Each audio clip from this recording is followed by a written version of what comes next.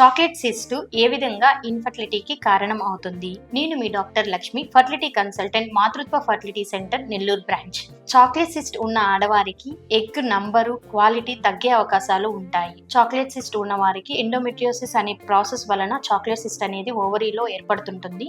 దీని వలన లోపల ఈ ఇన్ఫ్లమేటరీ మెకానిజం వలన అతుకులు ఫామ్ అయ్యే ఛాన్సెస్, ట్యూబ్స్ లో బ్లాకేజ్ వచ్చే అవకాశాలు, ట్యూబో ఓవేరియన్ రిలేషన్ డిస్టర్బ్ అయ్యే ఛాన్సెస్ ఎక్కువగా ఉంటాయి. ఈ హార్మోనల్ ప్రాబ్లం వల్ల ఎండోమెట్రియల్ లైనింగ్ కూడా దెబ్బతినే అవకాశాలు ఉంటాయి. పెద్ద చాక్లెట్ సిస్ట్ ఉన్న వారికి ఐవీఎఫ్ కానీ చేస్తే వారి రెస్పాన్స్ అనేది ఓవేరియన్ రెస్పాన్స్ మిగిలిన నార్మల్ పర్సన్ కంటే తక్కువగా ఉండే అవకాశాలు ఉంటాయి. ఎగ్ రిట్రైవల్ సమయంలో కూడా డిఫికల్టీ అయ్యే ఛాన్సెస్ ఉంటాయి. చాక్లెట్ సిస్ట్ వారిని ఏ విధంగా ట్రీట్ చేయాలి అంటే మెడికేషన్స్ ద్వారా లేకపోతే సర్జరీ ద్వారా ట్రీట్ చేయొచ్చు. మెడికేషన్స్ లో హార్మోనల్ థెరపీ ఇవ్వడం ద్వారా సిస్ట్ స్ట్రింక్ అయ్యేటట్లు చేస్తారు. ఒకవేళ కానీ అది ఫెయిల్ అయినప్పుడు లేకపోతే పెద్ద సిస్ట్ ఉన్నప్పుడు, పెయిన్ఫుల్ కండిషన్స్ లోను, అంతేకాకుండా ఇది ఇన్ఫర్టిలిటీని కాజ్ చేస్తున్నప్పుడు లాప్రోస్కోపీ ద్వారా ఆ సిస్ట్ ని రిమూవ్ చేస్తుంటారు. సివియర్ ఎండోమెట్రియోసిస్ ఉన్న వారికి ఐవీఎఫ్ అనేది సజెస్ట్ చేస్తుంటాం.